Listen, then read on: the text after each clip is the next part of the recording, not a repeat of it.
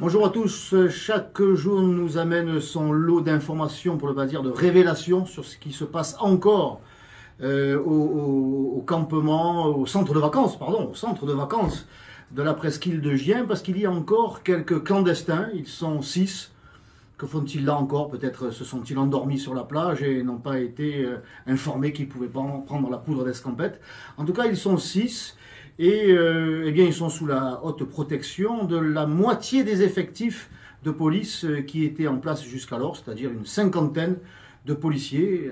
Pourtant, on en a besoin de ces policiers dans les rues de Toulon, dans les rues de Marseille, et en plus, ils ne demandent que ça, à participer à la sécurisation de nos villes et de nos campagnes. Eh bien, voilà, ils sont encore là à surveiller ce qui se passe, et manifestement, ça n'est pas du goût des clandestins, parce qu'il y a des enfants qui les caillassent, qui s'amusent à les caillasser.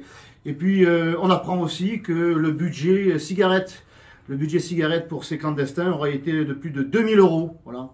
Pour les fumeurs, sachez que, eh bien, vous achetez vos clopes, eh bien, à eux, on leur offre. Que s'est-il passé aussi? Eh bien, ces pauvres policiers qui étaient là pour assurer la sécurité de tous, eh bien, ils n'avaient droit qu'à un modeste casse-croûte. Eh bien, on leur a généreusement offert les restes de couscous des clandestins. Voilà comment sont traités nos policiers, c'est absolument insupportable.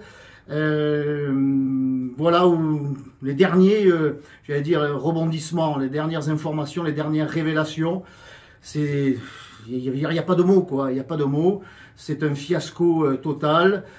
J'ai bien peur quand même que tout cela ne soit pas une fin, mais un commencement, car vous le savez, le gouvernement français a signé des accords avec le gouvernement britannique pour que les clandestins n'affluent pas du côté de Calais et pourraient rejoindre la Grande-Bretagne. Mais nous avons décidé, le gouvernement français a décidé eh bien d'établir, de construire des campements, des camps pour les migrants. Donc ce camp de la presqu'île de Gien, ce n'est pas une exception, c'est le premier d'une longue série avec ces longues séries de scandales.